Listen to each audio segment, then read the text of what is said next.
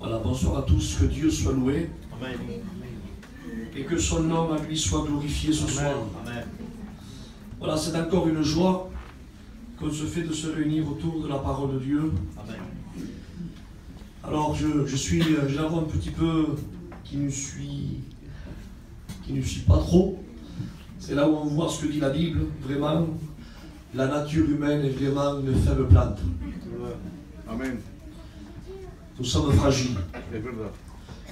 Et bon, que Dieu soit béni, merci.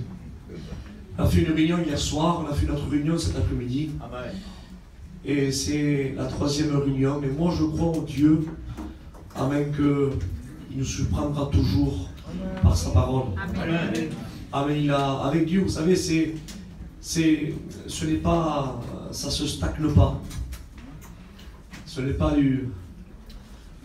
n'est pas quelque chose qui est toujours pareil. Notre Dieu, notre Père qui est au ciel, à travers sa parole, nous surprend toujours. Amen. Alléluia. Nous avons un Dieu de bénédiction, un Dieu qui se plaît à bénir. Amen. Alléluia. Un Dieu qui ne se force pas à nous bénir. Que Dieu soit béni. Amen. Je me souviens des paroles, amen, du fils prodigue qui a dit ces mots. Il a dit: à la maison de mon Père, il y a du pain. Il dit: mais en abondance. Amen. Alléluia.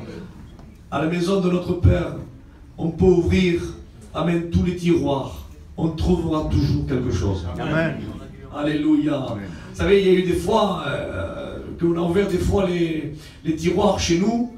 Et je me souviens, même quand j'habitais chez mes parents, je dis: maman, t'es pas allé acheter? Il n'y a rien. Non, je ne suis pas allé, mon fils. Il faut que j'y aille vers 5 heures. Et on a été surpris. Je voudrais vous dire que dans le placard du Seigneur, dans sa parole, quand on l'ouvre, alléluia, il y a toujours du pain et l'abondance. Que Dieu soit loué et glorifié. Nous voulons être bénis de Dieu ce soir. Amen. Alléluia, je me sens bien, moi. Amen. Je ne sais pas vous, mais moi je me sens bien. De toute façon, quand Dieu est là, on se sent bien. Amen. C'est quand lui, il n'est pas là qu'on ne se sent pas bien.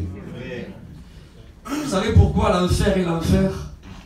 L'enfer est l'enfer parce que c'est le seul endroit où Dieu n'y est pas.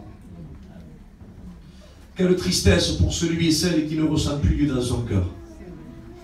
Mais quand on le ressent à lui, on se conserve. Vous savez que la manne, on n'avait pas le droit de la conserver.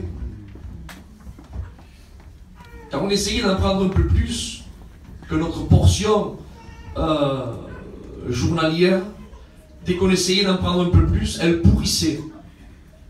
Et la question est: comment ça se fait que dans l'arche de l'Alliance, il y a de la manne qui s'est conservée pendant 40 ans? Si elle pourrissait, pourquoi celle-ci à l'intérieur ne pourrissait pas? Amen. Parce que la manne, quand elle est dans le Saint des Saints, elle ne pourrit pas. Alléluia. Ce qui a conservé la manne pendant 40 ans, amen, c'est la présence de Dieu. Amen. Que Dieu soit loué et glorifié. Nous voulons la présence de Dieu.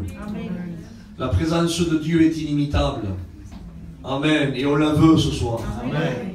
Alors on va vous parler, je vais plutôt, parce que ça tombe sur moi. Que Dieu soit béni. Ne regardez pas celui qui prêche. Hein, j'aime bien un ancien un jour qui a dit, et j'aime bien redire ceci: vous savez, dans nos salles, il faudrait prêcher avec des rideaux. Parce qu'on donne beaucoup plus d'importance à celui qui annonce la parole qu'à la parole même. Quelle erreur. Amen. La bénédiction, permettez-moi de me répéter, hein, parce que vous l'avez déjà entendu, la bénédiction ne s'obtient pas par la vue. Amen. Gloire à Dieu. Parce que sinon Bartimée serait encore aveugle. La bénédiction s'obtient par l'écoute. L'écoute de la parole. Alléluia. Alors, si vous le voulez bien, on va ouvrir la Bible ensemble et je vais m'entretenir sur un sujet que vous connaissez. Mais que le Saint-Esprit va nous rappeler ce soir. Amen. Un sujet, amen, merveilleux. Que si nous sommes là ce soir, si je suis ici, si vous êtes là, amen, c'est par rapport à ce sujet-là. Je vais vous entretenir sur la rédemption ce soir. Amen. La rédemption. Amen. Alléluia. On va ouvrir la Bible ensemble dans le livre du prophète Ésaïe, au chapitre 52. Je l'ai devant mes yeux. Ésaïe, chapitre 52 et verset 3. Gloire à Dieu. Car ainsi parle l'Éternel, c'est gratuitement que vous avez été vendus, et ce n'est pas à prix d'argent que vous serez rachetés. Amen. Gloire à Dieu. Je le relis. Car ainsi parle l'Éternel, c'est gratuitement que vous avez été vendus, et ce n'est pas à prix d'argent que vous serez rachetés. Amen. Ce n'est pas à prix d'argent qu'on a été racheté, mais c'est à cause du sang précieux de Jésus-Christ. Alléluia. Voulez-vous qu'on prie le Seigneur? Amen, Seigneur. On va reprier le Seigneur. Amen. Mon frère l'a fait avec tout son cœur, mais on va le refaire ce soir. Que Dieu soit loué, que Dieu soit glorifié. Et je vais demander, amen, à mon ancien qui le fasse, hein, qui est aussi mon beau-père. Et il va prier le Seigneur pour moi. On va prier, on prie avec lui s'il vous plaît. Amen. Nous voulons, Seigneur, te dire merci pour ta parole. Merci parce que nous sommes ici pour être bénis de ta part, Père. Merci parce que tu nous as laissé le consolateur. Et merci parce que chaque parole, Père, nous voulons qu'elle nous parle. Nous voulons être bénis de ta part. Bénis ton serviteur, que toi, tu t'es choisi, Père, pour annoncer l'évangile, Père. Merci, Père, parce qu'on va être bénis de ta part. Et chacun de nous, nous allons sortir avec un conseil de ta parole. Au nom de Jésus, Amen. Amen. Gloire à Dieu. Si de temps en temps vous voulez dire Amen, Amen à la parole de Dieu, ne vous privez pas, dites-le. Car tout ce qu'on fait, c'est pour la gloire de Dieu. Amen. Dieu a pratiquement tout partagé avec nous. Mais s'il y a bien quelque chose qu'il ne partage pas, c'est sa gloire. Amen. Dieu l'a dit, je ne donnerai pas ma gloire à un homme. Et pourtant, quand vous lisez la Bible, il partage même son trône avec vous. Il dit, celui qui vaincra, il dit, il s'assoira avec moi sur mon trône.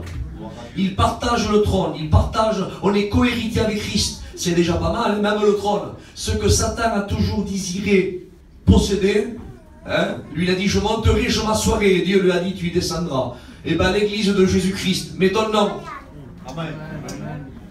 Il dit, celui qui vaincra, il dit, il s'assoira avec moi sur mon trône. Amen. Quelle grâce de s'asseoir sur le trône de Dieu. Que Dieu soit loué. Même l'église, quand vous lisez, il dit, je dis 24 trônes. Même l'église, amen, elle est assise sur des trônes. Elle aura l'autorité de juger. C'est important, hein? Mais par contre, que ça soit clair. La gloire, elle n'est pas pour nous, la gloire est pour lui. Amen. Toute la gloire est pour lui. Et l'homme de Dieu l'avait si bien compris, parce qu'il était berger. Et de berger, Dieu l'a élevé à un grand rang. Il a fait asseoir aussi sur un trône. Il est devenu pratiquement le plus grand roi d'Israël. Il s'appelait David, l'homme selon le cœur de Dieu. Eh bien, cet homme-là l'avait si bien compris qu'il a écrit. Il a dit, non pas à nous, Seigneur, non pas à nous. Il dit, mais à ton nom soit Amen. la gloire. Amen. Et nous voulons glorifier celui qui est digne de recevoir toute adoration. De toute façon, quand le Saint-Esprit se manifeste, savez-vous pourquoi il se manifeste? Parce qu'il glorifie la parole. Amen. Est-ce que vous croyez que le Saint-Esprit glorifie l'homme? Non, non, non, non, non, non. Non. Jésus dit, le Saint-Esprit me glorifiera. Et si nous voulons voir le Saint-Esprit agir, parlons de lui. Parce que quand on parle de lui, le Saint-Esprit le glorifie. Amen. Amen. Que Dieu soit béni. Oui, on va s'entretenir ce soir sur la rédemption. Le mot rédemption. C'est un mot qui vient souvent dans nos lèvres. C'est un mot qui vient souvent dans notre prière. Mais certaines personnes ne donnent pas la portée réellement à ce mot rédemption. Savez-vous quelle est la portée de ce mot rédemption? Certaines personnes disent oui, rédemption. Alors c'est rédemption, c'est le rachat. Oui, c'est vrai, c'est le rachat. Mais avez-vous déjà pesé, qu'est-ce que c'est le mot rédemption dans la Bible? Dans la Bible, le mot rédemption, c'est quelque chose de... Quand on va essayer de décortiquer ces quelques points, et j'espère de tout mon cœur qu'à travers ces quelques points, vous puissiez faire quelque chose après. Glorifier notre Rédempteur. Amen. Parce que notre Rédempteur, c'est celui, amen, qui nous a rachetés. Que Dieu soit loué. Rédemption. Le mot rédemption est un mot qui est grec, donc je vous fais grâce du mot grec parce que, voilà, hein, je vous donne seulement sa signification qui est beaucoup plus enrichissante. Le mot rédemption, c'est la libération effectuée suite à un paiement d'une rançon. Amen. Quand vous direz merci pour la rédemption, vous direz merci, c'est exactement pareil, merci pour la libération. Donc s'il y a eu libération, c'est parce qu'il y a eu chaîne. S'il y a eu libération, c'est parce qu'il y a eu esclavage. S'il y a eu libération, c'est parce qu'il y a eu incarcération. Quand on dit merci pour la libération, amen, effectuée suite d'une rançon, d'un paiement d'une rançon. Voilà ce que veut dire le mot rédemption. En 1860, il y a eu une histoire qui s'est passée. Il y a eu un homme qui était en train de fouetter son esclave. Il fouettait très très fort. À un tel point qu'un char est passé, il s'est arrêté. Et quand il s'est arrêté, il a vu que l'esclave souffrait amèrement par rapport au coup porté de, bien sûr, son maître. Il a descendu de ce char, nous dit l'histoire. Et quand il a descendu de ce char, cet homme-là, qui ne supportait plus de voir cet homme qui était flagellé à coups de fouet, il est descendu, il s'est approché de l'homme qui le fouettait, et il lui a dit « Ne le fouette plus ». Le propriétaire en question lui a dit « Écoute, c'est mon esclave, j'en fais ce que je veux ». L'homme a mis la main à la poche et lui a dit « Combien en demandes-tu pour la libération de l'esclave ?» Il lui a dit telle et telle somme. Il a mis la main à la poche, il a retiré une certaine somme de billets. Et il lui a dit voilà, je rachète ton esclave. Bien sûr, l'histoire nous dit que le propriétaire lui a enlevé les boulets aux pieds et les chaînes aux mains de l'esclave en question. Il a regardé l'esclave, il lui a dit voilà ton nouveau propriétaire. L'homme qui avait racheté l'esclave regarde l'esclave, il lui dit pars, tu es libre. L'esclave ne comprenait pas. L'histoire nous dit que l'homme est remonté dans le char, il est parti chez lui, dans sa maison. 2 jours se sont écoulés, écoutez bien, 2 jours se sont écoulés. L'esclave qui avait été libéré était intrigué, il voulait connaître le nom de son libérateur. L'histoire nous dit qu'il est allé frapper à la maison de la porte de son libérateur. Quand il a frappé à la porte de la maison, le propriétaire de la maison en question a ouvert la porte. Dès qu'il a ouvert la porte, il a vu l'esclave qui était devant lui. Il lui a dit, mais que fais-tu là? Surpris par ceux qui voyaient, il dit, que fais-tu ici? Il dit, pars, tu es libre. Il dit, je suis venu te demander 2 choses, 2 questions. Il dit, la première question, je veux connaître le nom de mon libérateur. Et la deuxième question, je veux être esclave de mon libérateur. L'homme l'a regardé, il lui a dit, je vais te répondre à la première. La première, le nom de ton libérateur, je m'appelle Abraham Lincoln. Ça a été le futur président des États-Unis. Et c'est lui qui a aboli l'esclavage en Amérique. Il dit, et la deuxième question, je vais te répondre. Tu veux être mon esclave, mais moi je te dis, j'ai payé ta libération. Pars, tu es libre. Et là, écoutez la réponse de l'esclave. L'esclave l'a regardé dans les yeux. Il lui a dit, non, je veux être ton esclave. Il lui a dit, parce que pour moi, il n'y a pas de plus grande liberté que d'être au service de celui qui m'a libéré. Amen. Amen. Voilà l'image de la rédemption. Et moi, je voudrais dire ce soir, je voudrais dire comme cet esclave, je vais vous donner le nom de notre libérateur, à nous, à l'église de Jésus-Christ. Et mon libérateur, celui, amen, qui a brisé mes chaînes. Celui, amen, qui a pourri le joug qui me tenait assujetti. Mon nom, le nom du libérateur, il s'appelle Jésus-Christ, c'est le Fils unique de Dieu. Amen. Et je voudrais vous dire comme l'apôtre Paul, moi, l'esclave de Jésus-Christ. L'église de lui, nous sommes esclaves de lui. Tu me diras pourquoi?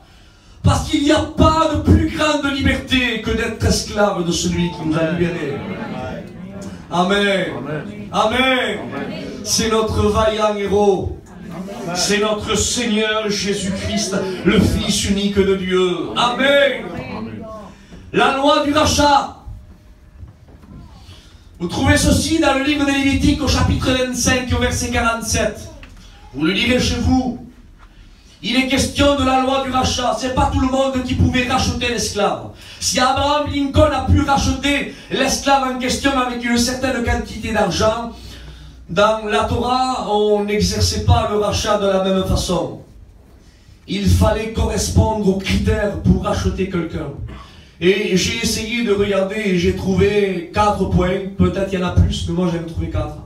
Et je voudrais vous citer les 4 points que j'ai marqués. Écoutez bien, la question est, amen, quelle est la fonction, les critères qu'il fallait remplir pour racheter un esclave dans le temps biblique. La première condition pour racheter l'esclave, il fallait être un parent proche. Ça veut dire que ce n'était pas un étranger qui pouvait racheter un esclave. Il fallait que l'esclave, qu'il soit racheté par un membre de sa famille, c'est-à-dire ou soit un oncle, ou soit un neveu, ou soit un frère, ou soit un père, ou soit un cousin germain. Il fallait que ça soit un membre de sa famille. Et moi, je voudrais vous dire ce soir, je vais vous prouver A plus B que le Christ a rempli les 4 conditions. Amen. Et tu me diras, Isaac, est-ce que Christ est devenu un parent proche? Et moi, je te dis que oui. Amen. Parce que la Bible dit que Dieu est Dieu par nature. Est-ce que vous croyez que Jésus est Dieu? Amen. Est-ce que vous croyez vraiment que Jésus est Dieu? Amen. Jésus est Dieu par nature. Le mot Dieu n'est pas une personne. Le mot Dieu est une nature. Et dans cette nature, il y a 3 personnes, dont l'une d'entre elles, il s'appelle le Fils, l'autre l'Esprit et l'autre le Père. Mais il y a une nature.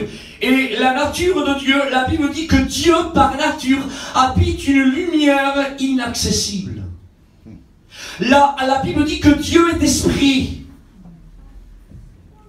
Dieu est Dieu par nature. Il n'était pas familier à nous, à humains. Mais pour racheter l'humain de l'esclavage du péché, parce que la Bible dit qu'il s'est vendu gratuitement au péché. Et comment il s'est vendu gratuitement au péché? C'est nos premiers aïeuls qui étaient dans le jardin d'Éden en mangeant le fruit défendu, parce que le péché n'était pas dans le fruit. Le péché, il n'était pas dans le fruit, le péché est dans la désobéissance. Et parce que Adam et Ève ont désobéi en mangeant, c'est comme, écoutez bien, c'est comme ils auraient signé un acte de propriété à l'adversaire. C'est pour cela que la Bible dit, il s'est vendu gratuitement. Il s'est vendu gratuitement, oui, en désobéissant, en acceptant les propos du serpent ancien qui était à Éden, en mangeant, c'est comme il aurait pris devant le notaire un stylo et il aurait signé l'acte de propriété, lu et approuvé, j'accepte. C'est pour cela que Jésus, il a fallu qu'il surenchère. Parce que si le diable aurait volé les âmes, on rentre dans une maison et on vole, donc le propriétaire reprend son bien, ce qui lui appartient. Mais là non, Dieu n'est pas un voleur. C'est pour cela qu'il a fallu qu'il rachète. Parce que l'homme s'est vendu gratuitement au péché. Il est devenu la propriété du diable et du péché. Mais comme le Dieu que nous avons est un Dieu qui est juste. Amen. Un Dieu qui est saint. Alléluia. Amen. Il a fallu qu'il remplisse les conditions de rachat. Amen. De rachat. Il a fallu qu'il devienne un parent proche. Et je loue Dieu parce que le Saint-Esprit a saisi l'apôtre Jean. Et vous le lisez dans le premier chapitre. Il dit, au commencement était la parole, la nature de Dieu. Il parle de la nature de Dieu, qui est le logos, la parole. Il dit, au commencement était la parole. Il dit, la parole était avec Dieu. La parole était Dieu. Amen. Il dit, la parole, amen. Tout a été fait par elle. Rien de ce qui a été fait n'a été fait sans elle. Tout ce qui a été fait pour elle, et en elle était la vie. Amen. Je voudrais ouvrir une parenthèse qui me vient à l'esprit. Il y a des personnes qui essayent d'autres méthodes pour attirer la bénédiction. Et la Bible dit que tout a été fait par elle. Amen. Gloire à Dieu. Il y a des personnes qui essayent d'attirer, de faire d'autres choses pour attirer la bénédiction. Quand je lis la Bible dit que tout, amen, tout a été fait par elle. Amen. Ça veut dire ce que ça veut dire. Ça veut dire que l'auteur de la bénédiction, amen, c'est elle. Amen. Alléluia. Et que personne ne s'attribue une gloire propre, personnelle. Il dit parce que tout ce qui a été fait pour elle. Amen. Amen. J'aurais cru qu'il y aurait un peu plus d'amen. Je vous donne une deuxième chance, d'accord? Tout ce qui a été fait pour elle. Amen. Pour elle. Ça veut dire Isaac. Et je prends les mots de l'apôtre Paul. Paul dit, vous vous appartenez plus vous-même. Ça veut dire que même Isaac n'appartient plus à Isaac. Isaac appartient à elle. Amen. Parce que tout ce qui a été fait pour elle. Alléluia. Et la Bible dit, en elle, il dit, en elle, ne vous y trompez pas. En elle était la vie. Amen. Et la vie était la lumière des hommes. Amen. Amen. Que Dieu soit béni. Alléluia. Et je loue Dieu pour le verset 14. Il dit, et la parole a été faite chair. Amen. Elle est devenue un parent proche. Alléluia. Lui qui n'a ni commencement, ni fin. Alléluia. Lui qui n'a pas de généalogie. Lui qui est l'alpha et l'oméga, le premier et le dernier. Il est le créateur. Son amour l'a poussé à se matérialiser. Amen. Dans un corps humain. Pourquoi? Pour devenir un parent proche. Alléluia. Alléluia. Amen. Comment pas le louer, comment pas le glorifier. Permettez-moi de vous dire quelque chose. Ce soir, je me sens dans les libertés. Le problème du diable, c'est pas que Dieu était Dieu. Le problème du diable, c'est que Dieu s'est fait homme. Amen. Gloire à Dieu. Parce que, en tant que Dieu, il ne pouvait pas déverser son sang pour racheter nos péchés. Parce que Dieu lui-même a écrit dans sa parole, il dit, sans effusion de sang, il n'y a pas de pardon de péché. Donc le problème du diable, c'est pas que Dieu est Dieu, mais c'est que Dieu s'est fait homme. Alléluia. Alléluia, parce qu'en tant qu'homme, amen, il avait des veines avec un sang pur pour nous, pour toi et pour moi. Il dit, alléluia, amen, il dit que la parole s'est faite chair. Amen, elle est devenue un parent proche. Alléluia. Que Dieu soit béni. Passons à la deuxième condition. Il fallait qu'il soit absent de dette. Ah oui, parce que même qu'il aurait été un cousin, un oncle, un neveu, mais au moment de payer l'addition, il a les poches vides. Ou alors, il aurait été endetté. Et bien cela ne rentrait pas dans le cadre. Parce que on lui aurait dit, toi tu veux racheter ton parent proche, mais tu es déjà endetté avec un tel et un tel. Je comprends maintenant pourquoi la Bible dit, ils ne peuvent se racheter l'un à l'autre, ni donner à Dieu le prix du rachat. Le rachat de l'homme est cher et il n'aura jamais lieu, dit la Bible. Comment il n'aura jamais lieu? Oui, il n'aura jamais lieu par un autre homme. Pourquoi? Parce que tous nous sommes endettés au péché. Nous sommes endettés au péché. Ça veut dire même que si moi j'aurais voulu un tel payer un membre de ma famille, eh bien, le diable me tenait. Il me tenait par son aiguillon, par son péché. Et il me disait, tu es redevable parce que toi aussi tu as péché. Mais la Bible dit qu'il fallait qu'il soit absent de dette. Et laissez-moi vous dire quelque chose. Jésus était absent de dette. Alléluia. Il ne devait rien au diable, lui. Que Dieu soit béni. Amen. Il dit que même pas la variation de l'ombre du péché l'a atteint. Amen. C'est le seul, amen, qui a vécu sur une terre corrompue, conservant un sang pur pendant plus de 33 ans. Même pas la variation de l'ombre du péché l'a atteint. Que Dieu soit béni. Amen. Oui. Il était absent de dette. Absent de dette. Alléluia. La Bible dit que tout son pécheur est privé de la gloire de Dieu. Mais le seul qui n'a pas péché, le seul, l'unique qui n'a pas péché, ni dans ses pensées, ni dans sa chair, ni dans son cœur, en rien, en quoi que ce soit, le seul, l'unique, c'est notre vaillant héros. Alléluia. C'est Jésus-Christ, le Fils unique de Dieu. Amen. Pourquoi tu déballes tout ça et là? Pour glorifier Jésus. Amen. Pour le glorifier. Parce que si nous sommes ce que nous sommes aujourd'hui, c'est par rapport à lui. Ce n'est pas par rapport à un homme, ce n'est pas par rapport à un tel ou un tel. Non. Non, non, non, non, non, c'est par rapport à lui. Amen. Alléluia, c'est parce que lui, amen, alléluia, il s'est dépouillé de la gloire qu'il avait auprès du Père. Il s'est rendu semblable à vous et à moi. Il a troqué un trône, amen, oui, pour naître dans une étable. Amen, il a troqué l'adoration des anges pour prendre les coups de poing des soldats romains. Oui, oui, la gloire est à lui, toute la gloire est à lui. Que Dieu soit loué, que Dieu soit glorifié ce soir. Même pas la variation, dit la Bible. Même pas la variation de l'ombre du péché l'a atteint. Il était absent de dette. Même Jésus va le dire. Il va dire, lequel d'entre vous me condamnera de péché? Lequel? Lequel? Quel homme était capable de dire ceci? Quel homme était capable de dire cela? La Bible dit que celui qui retient sa langue est un homme parfait. Mais même qu'on retient notre langue et qu'on est un homme parfait en parole, mais permettez-moi de vous dire, comme a dit le roi David, il dit, ma mère, avec le respect que je vous dois, m'a conçu tout entier dans le péché. Ça veut dire que tous nous étions redevables à la loi et à la justice de Dieu. Le seul qui ne devait rien, alléluia, le seul, l'unique, amen, c'est notre, je le redis, c'est notre vaillant héros. Amen. Alléluia. Il n'était redevable en rien, en quoi que ce soit, en rien. Lequel d'entre vous me condamnera de péché, a dit Jésus. Il y a un verset formidable.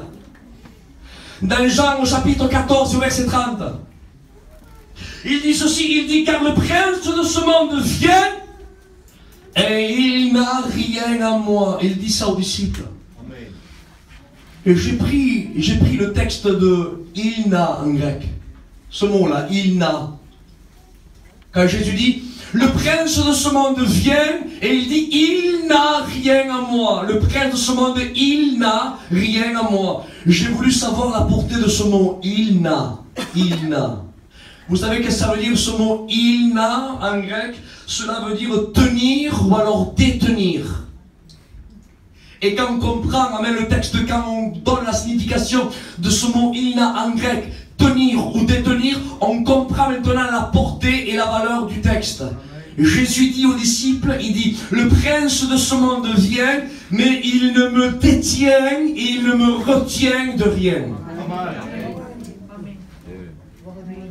Gloria a Dios.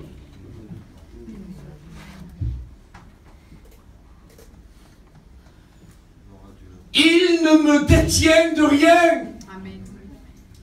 Savez-vous que le diable parcourt la terre? Il sillonne les villes et les villages, il sillonne les 5 continents et il va auprès de Dieu, il commence à pointer les saints et les mauvaises actions. Ça veut dire qu'il détient quelque chose de ta vie. Et permettez-moi de vous dire quelque chose. Si le sang de Jésus-Christ ne purifierait pas ma vie continuellement, à l'espace de 2 jours, le diable aurait quelque chose à me reprocher. Il me détiendrait de quelque chose. Qu'est-ce que tu dis, Isaac? T'es sûr que ce que tu dis? Je vais vous donner vite un exposé. Lequel d'entre vous oserait, je dis bien oserait, imaginez que Dieu descendrait ce soir, il est là, mais qu'il parlerait à travers moi et qu'il vous dirait, bon, écoutez, on va faire quelque chose. Celui qui n'a pas commis de péché, ni en action corporelle, ni dans ses pensées de son corps, qui lève la main, on va exposer à la vue devant tout le monde, ne serait-ce que ton vécu pendant 1 semaine. Qui oserait dire, mais mon film, Seigneur? Qui oserait? Et tu me diras corporellement, non, non. Et moi je te dis, mais bien sûr, mais moi non plus. Corporellement, non. Mais on va exposer les actions secrètes du cœur. Ce que tu penses contre un tel, ce que tu as pensé contre là-bas, on va les exposer comme un grand écran dans le cinéma et tout le monde va le regarder. Ne serait-ce pas 3 ans en arrière, ne serait-ce 1 semaine. Qui oserait dire, Seigneur, vas-y, mets à la clarté ce que je pensais pendant 1 semaine. Je vous le promets que personne ne lève la main ce soir. Et savez-vous pourquoi? Parce qu'on serait capable de dire, il me tient de quelque chose parce que j'ai pensé contre un tel, j'ai eu cette pensée qui a effleuré mon esprit. Mais je nous dis, regardez maintenant la portée du texte. Il dit, Jésus dit, le prince de ce monde vient, mais il me détient, il me retient de rien. À mon dire, tranquillisez-vous, je ne lui dois rien. Alléluia. Alléluia. Je ne lui dois rien. Amen. Je vous ai dit, moi, seulement une petite semaine, vous savez comment faisaient les sacrificateurs quand on offrait un sacrifice à l'Éternel? Vous croyez qu'on prenait un agneau, on l'amenait vers le sacrificateur, voilà, j'ai péché, voilà l'agneau, tiens, sacrifie-le. Tu crois que le sacrificateur le prenait, en fermant les yeux, il l'amenait sur l'autel, il le consumait par le feu? Vous croyez que ça se passait comme ça? Ça se passait pas comme ça, mes frères et sœurs. Vous savez qu'est-ce qui se passait? Il fallait prendre l'agneau, et il fallait que l'agneau en question, il fallait qu'il soit regardé avec des yeux méticuleux par des experts à la matière. Il prenait l'agneau, écoutez, tu vas offrir cet agneau, d'accord, il le prenait entre ses mains, et il commençait à écarter la laine, centimètre par centimètre, centimètre par centimètre. Voyons si la laine ne cachait pas un défaut dans la peau. Parce que si la laine cachait un défaut sous la peau, cet agneau-là, on ne le sacrifiait pas à Dieu. Il fallait que l'agneau soit sans tache et sans reproche, sans rien, en quoi que ce soit. Écoutez, selon la loi rabbinique, j'ai lu ça quelque part, il prenait l'agneau, il regardait méticuleusement, et une fois que le premier expert avait examiné l'agneau pendant des heures, il prenait l'agneau, il le passait à un autre expert. L'autre expert prenait l'agneau entre ses mains, et il examinait encore l'agneau. Il examinait, et il examinait, et il examinait. Et une fois qu'il avait terminé, hop, il le passait à un autre expert. Et comme cela, pendant 3 ou 4 experts. Et jusqu'au moment où les 4 ou les 5 vont se mettre d'accord ensemble, et ils vont valider le sacrifice. Laissez-moi vous dire quelque chose. Que Jean-Baptiste a dit, voici l'agneau de Dieu qui ôte le péché du monde. Et je vais vous prouver une fois de plus comment quoi, alléluia, Jésus a dit, lequel d'entre vous me condamnera de péché?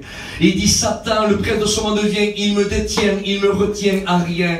Permettez-moi de vous dire ceci, si quand on offrait un agneau à l'Éternel, il passait par des mains d'experts et on l'examinait pendant des heures, et après, une fois que les heures s'étaient écroulées, on pouvait le sacrifier sur l'autel des sacrifices pour Dieu. Permettez-moi de vous dire ceci, écoutez bien, ouvrez bien vos oreilles, l'agneau de Dieu n'a pas été seulement pris par des mains d'experts pendant quelques heures. Il a été examiné pendant 33 ans. Amen. Et ce n'est pas seulement que des yeux d'experts qui l'ont regardé, non! Des pêcheurs qui étaient dans le lac de Galilée ont commencé à le regarder, et quand ils l'ont vu, Pierre s'est jetant à genoux devant lui et il lui a dit, retire-toi de moi, Seigneur, je suis un pécheur. Un soldat romain l'a regardé et il lui a dit, dis un mot et mon serviteur sera guéri. Comment il le regardait, comment il le scrutait. Permettez-moi de vous dire ceci, des pécheurs l'ont regardé, des gens de mauvaise vie l'ont regardé. Et vous savez qu'est-ce qu'ils ont dit comme la Samaritaine dans Jean 4? Ils ont allé, elle est retournée chez elle, et elle a dit, j'ai trouvé le Christ. Alléluia. Et non seulement la Samaritaine a témoigné, mais à un certain moment, même les docteurs de la loi l'ont examiné, le scruté, avec des oreilles attentives, voyons s'il peut prendre un mot pour pouvoir le pointer du doigt, un mot. Et à un certain moment dans Jean 3, il est écrit que Nicodème vient de lui et il lui dit ceci, il dit, nous savons, il le savait. Comment ceux du Sanhédrin, vous le savez, comment vous le savez en quelques mots? Parce qu'on t'a regardé, on t'a écouté et on sait qu'un homme ne peut faire ce qu'il fait si l'Éternel n'est pas avec lui. Amen. Alléluia. À un certain moment, ces mêmes chefs religieux, ils prennent un groupe d'hommes qu'ils s'appellent les huissiers. Ils disent, écoute, voilà, allez, écoutez ce Galiléen, essayez d'achoper un mot, une phrase, quelque chose pour qu'on puisse le condamner. Des experts étaient là, des experts à la matière. Écoutez, en train de regarder, en train d'écouter attentivement. Voyons s'il y avait quelque chose qui sortait mal par la bouche de l'agneau de Dieu. Voyons si l'agneau de Dieu avait un défaut dans une langue un petit peu qu'il aurait pu accrocher, quelque chose de mal. Et à un certain moment, les experts reviennent vers les chefs religieux. Quelle honte pour les religieux. Les experts ont dit, et jamais homme a parlé comme cet homme. Alléluia. Jamais homme a parlé comme cet homme. Quel âge. Eux qu'ils envoient les huissiers pour que les huissiers attrapent une parole parce que eux, ils croyaient qu'ils étaient sur le piédestal, là, à la vue des Israélites. Mais quel âge quand les huissiers sont venus, ils ont dit jamais homme.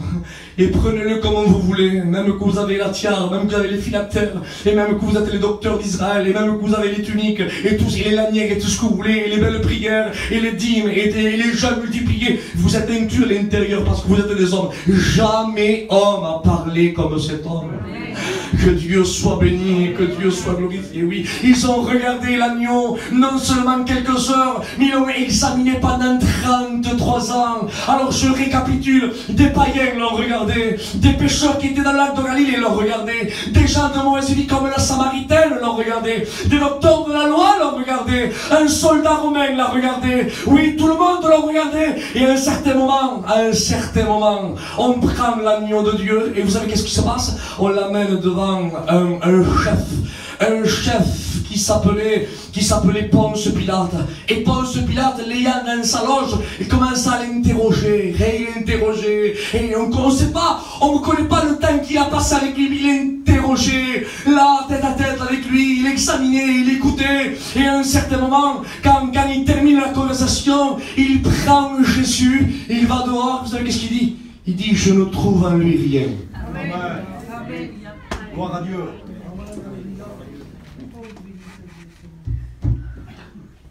Je ne trouve en lui rien. Rien. Et pourtant Dieu seul sait la conversation qu'il a eue avec lui.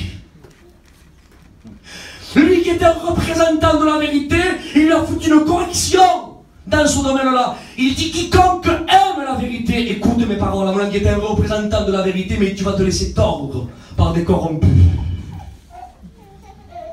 Correction. À mon avis, toi, tu dois mettre la vérité. Tu dois mettre la vérité à l'avant, toi, parce que si, en quelques mots, tu dois mettre la vérité à l'avant, mais je vais te montrer A plus B que toi, ta justice est souillée. Parce qu'en quelques mots, tu sais que je n'ai rien fait et tu vas me condamner. Parce que sinon, si tu fais pas ce que le peuple dit, ils vont faire appel à César, ils vont te destituer, ils vont t'enlever les médailles, ils vont te mettre en train de faire la circulation dans les rues de Jérusalem. Quelle correction! Et Pilate, pour conserver la médaille, eh bien, il s'est corrompu. Ça me rappelle certaines personnes, ça. Pour conserver des fois quelques places et quelques médailles, ils sont pris à noyer le poisson et à falsifier la vérité. C'est la justice humaine, ça. Il dit que la justice de l'homme est semblable à un vêtement souillé. Vous savez de quelle souillure parle le texte? Il dit que quand les lépreux avaient à un certain moment de la misère qui sortait à travers leurs plaies, ils prenaient un bout de chiffon et ils se nettoyaient la misère. C'était ça le vêtement souillé. Il dit la justice de l'homme est semblable à un vêtement souillé. Et Jésus est en train de lui foutre une correction spirituelle. Il dit quiconque aime la vérité. Tu es un représentant de la vérité, tu crois aimer la vérité, mais tu vas te laisser tordre. Quelle correction il faut? Il dit quiconque aime la vérité. Il dit écoute mes paroles.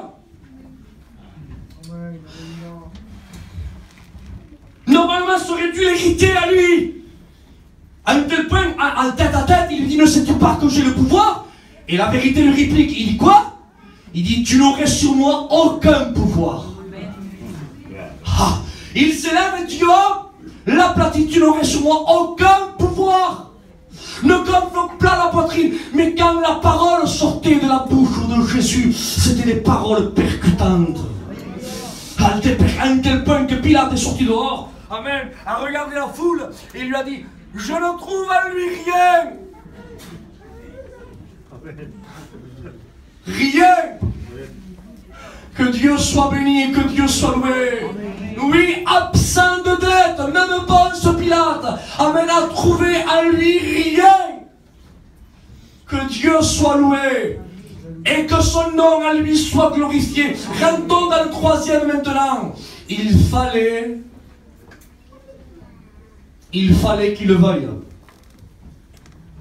Parce que si on a un parent proche, si on n'est pas endetté, mais si on ne le veut pas, il fallait qu'il le veuille. Et je loue Dieu une fois de plus. Parce que Jésus, non seulement il est devenu notre parent proche, non seulement il n'était pas endetté, mais je loue Dieu parce que, amen, il a voulu donner sa vie. Amen. Il a donné sa vie. Il a dit dans Jean 10, il dit, le bon berger donne sa vie. Amen. Il donne sa vie. En quelques mots, personne monte ma vie. Il donne sa vie. Il donne. Il a donné sa vie. Je ne sais pas si vous le pesez, vous le calculez. Personne ne l'a forcé. Isaac, la mission. Tu crois quoi qu'il la connaissait, la mission et la souffrance? Oui, il la connaissait. Parce qu'Ésaïe, 750 ans, il l'a prophétisé. Et il dit dans le chapitre 6, verset 8, vous connaissez ce célèbre verset, ce célèbre chapitre. Il dit, j'entendis une voix dans le ciel qui dirait, qui enverrai-je et qui marchera pour nous. Le vrai texte ne dit pas qui marchera. Il dit, qui mourira pour nous. Il le savait. Qui enverrai-je et qui mourira pour nous. Avez-vous remarqué la note là, qui mourira pour nous? Mais je vous pose une question, Jésus est mort pour qui? Il est mort pour qui, Jésus? Que ce soit clair. Il est mort pour déverser son contenu, le sang. Le sang, amen. Et ça a été le moyen pour pardonner nos péchés. Mais je suis obligé de dire, amen, ce que dit la Bible. Jésus est mort pour Dieu. Parce que le texte dit, qui mourira? L'Esprit et le Père dit, qui mourira pour nous? Parce que il fallait déverser son amour.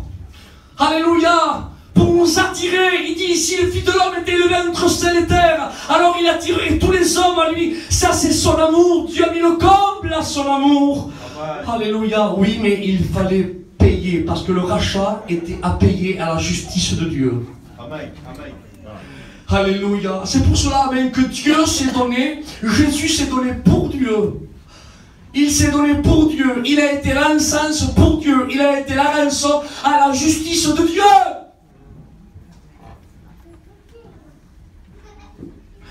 Il s'est donné pour Dieu, pour nous et pour Dieu. Pourquoi Isaac? Pourquoi? Pourquoi? Parce que seul Dieu peut satisfaire Dieu. Amen.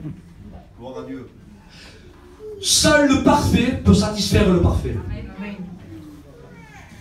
Est-ce que vous croyez que l'imparfait pouvait satisfaire le parfait? Non. Seul le parfait a pu satisfaire le parfait. Alléluia. Alléluia. Il a satisfait Dieu. Alléluia. À travers son sang qui est saint. Amen, à travers sa vie livrée. Alléluia, il est monté comme un parfum agréable. Amen, c'est pour cela que dans le tabernacle, tout représente le Christ. Non seulement l'autel des sacrifices qui est la croix, non seulement l'agneau qui est aussi Jésus, non seulement la cuve des reins qui est aussi la parole, mais quand vous rentrez à l'intérieur, la menorah, il est la lumière du monde, la table est pleine de propositions, il est aussi le logos, la parole de Dieu. Mais dès que vous rentrez, vous trouvez, écoutez bien, vous trouvez l'autel des parfums. Et le parfum, alléluia, était embrasé par les braises qui sortaient de l'autel. Amen, avec ces braises-là, on maintenait le feu du parfum.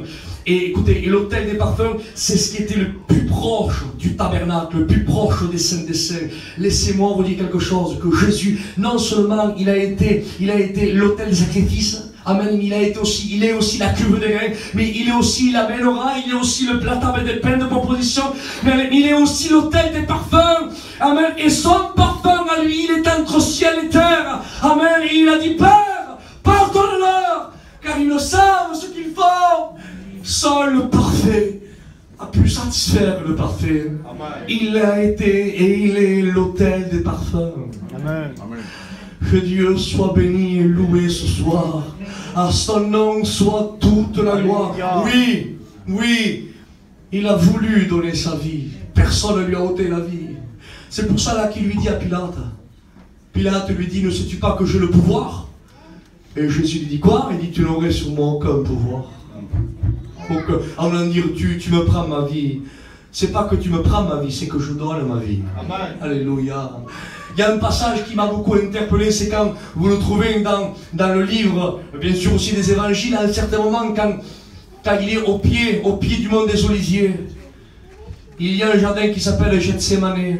Il y a Gethsémane, là-bas, à un certain moment, vous trouvez ce passage-là que tous les disciples sont endormis, excepté Jésus qui est dans une intense prière, en train de rentrer, amen, en train de louer Dieu, en train de glorifier Dieu, alléluia. Il rentre dans ce combat spirituel, oui, l'eau commence à se mélanger avec le sang de son corps, et de ses pores commence à sortir du sang mêlé avec la sueur, et il commence, amen, à prier son Père. Il dit, mon Père, il dit, si est possible, éloigne de moi cette coupe. Il se reprend, il dit, non pas ma volonté, mais ta volonté. Pour couper vite, quelques temps après, il se lève. Je dis bien, il se lève, parce qu'il sait qu'il y a une cohorte qui est en train de venir, avec le traître qui est Judas Iscariote, le trésorier, celui qui mettait la main dans le sac, celui qui avait le cœur tortueux, le fils de la perdition. De toute façon, il y en aura deux. Le premier c'est lui, le deuxième ce sera l'antichrist, le fils de la perdition. Il vient avec une corde, parce que seul lui connaissait l'endroit là où Jésus aimait passer, amène des heures avec ses disciples dans la communion. Il vient avec 600 hommes, écoutez, 600 hommes. Moi j'en suis sûr et certain que si Judas aurait venu avec 2 ou 3 personnes, Jésus n'aurait rien fait. Mais parce qu'il vient avec 600 hommes, Jésus se lève et il va vers eux. Et il leur dit, qui cherchez-vous? Ils disent Jésus de Nazareth. Et Jésus dit c'est moi. Et quand il dit c'est moi, les 600 hommes tombent à la renverse. Alléluia. Et moi je dis que si Judas aurait venu avec une personne ou deux, ils n'auraient pas tombé en arrière. Pourquoi Isaac? Pourquoi les 600 il les fait tomber en arrière? Pourquoi s'il y aurait eu 2 ou 3? Non, c'est mon idée, elle vaut ce qu'elle vaut. Vous en faites ce que vous voulez. Parce que Jésus n'a rien à prouver. Croyez-vous que Jésus fait du cinéma? Croyez-vous que Jésus aime attirer les regards? Et croyez-vous que Jésus aime faire tomber les gens? Non, non, non. Jésus n'est pas un souffleur qui fait tomber les gens. Vous ne trouvez pas dans la Bible ça. Il souffle, oui, pour ouvrir l'esprit aux apôtres, amen, pour leur ouvrir l'intelligence, amen, et leur démontrant que bien plus tard, il viendra comme un vent impétueux à la chambre haute, et ils recevront le baptême dans l'Esprit Saint. Ça oui, mais sinon il fait tomber personne, Jésus, si ce n'est ses adversaires. Alors tu me diras pourquoi il fait tomber? Pourquoi il fait tomber les 600 hommes? Pourquoi? Savez-vous pourquoi? Pour qu'on ait du poids, nous, en train de prêcher ce soir. Amen. Pourquoi du poids, Isaac? Il a fait tomber les 600 hommes pour que toi, tu aies du poids en train de prêcher. Oui, et Isaac et tous les noms des serviteurs de Dieu. Et pourquoi?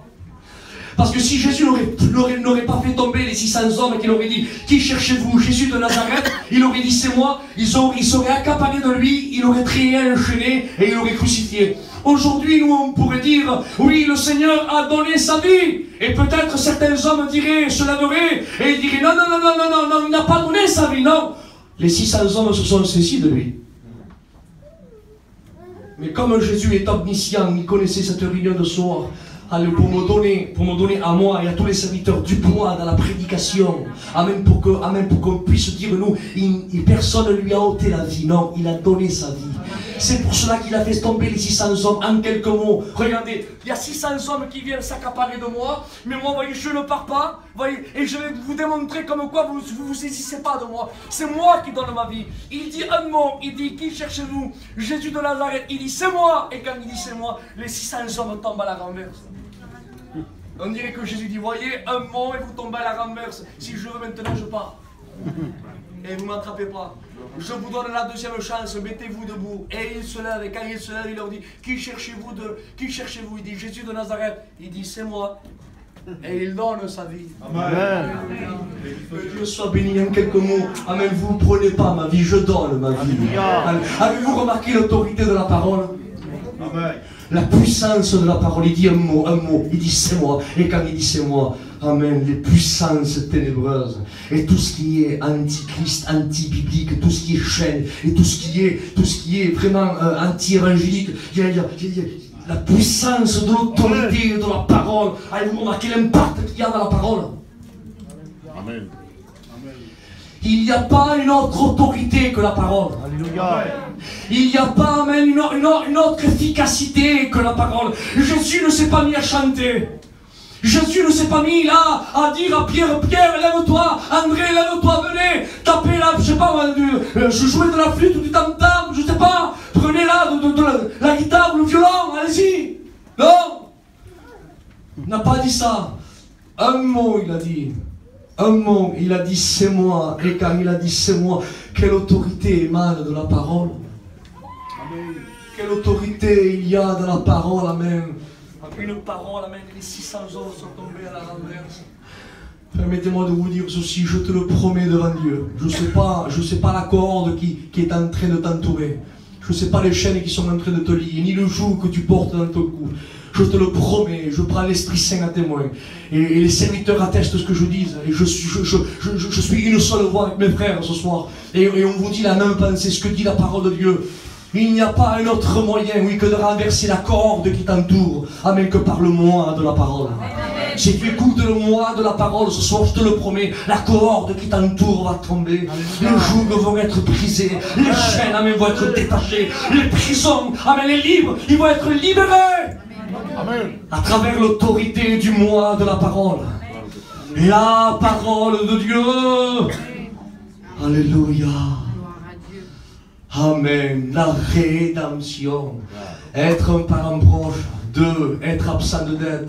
3. Le vouloir. Et 4. Et je terminerai avec ça. Le 4e, c'est qu'il fallait qu'il ait les moyens. Parce que si on est un parent proche, si on est absent de dette, si on le veut, et au moment de payer l'addition, on a les poches vides. Et c'est là où vous voyez la valeur du sang de Jésus-Christ. Tu sais combien coûte ton âme? Je termine avec ça. Tu connais la valeur de ton âme? Ton âme à toi, ton âme. Il dit, à quoi servirait-il à un homme de gagner le monde? Le monde.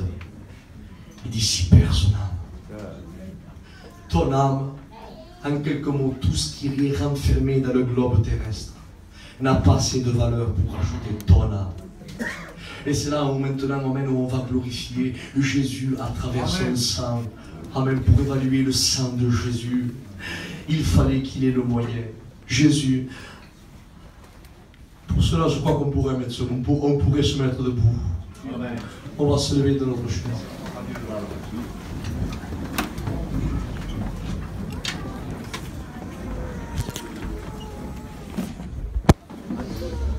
Béni soit ton nom, Seigneur. Jésus est la perle de grand prix. Son sang, une goutte de son sang, alléluia, est capable, amen, de purifier les 7 milliards 500 000 habitants qu'il y a dans le globe terrestre. Et moi je mets la barre plus haute ce soir. Si chaque planète, je dis bien si chaque étoile, il y aurait 7 milliards d'habitants comme la Terre. Si chaque étoile, il y aurait à l'intérieur de la vie, et que dans chaque étoile, amen, se convertirait dans une planète comme la nôtre, qu'il y aurait 7 milliards et 500 000 habitants, moi je dis qu'une goutte, non pas les 6 litres, non pas les 7 litres, je dis seulement qu'une seule goutte de son sang aurait pu racheter tout le cosmos. Tout le cosmos, il aurait pu le racheter par son sang précieux. Alléluia. La rédemption. Ah, merci pour ta rédemption, Seigneur. Amen. Voulez-vous qu'on ferme nos yeux et on prie le Seigneur tout de suite? Je ne fais pas d'appel, je ne renonce entre toi et Dieu. Moi je crois à l'autorité de la parole qui agit puissamment dans les cœurs, dans le secret des cœurs. Amen.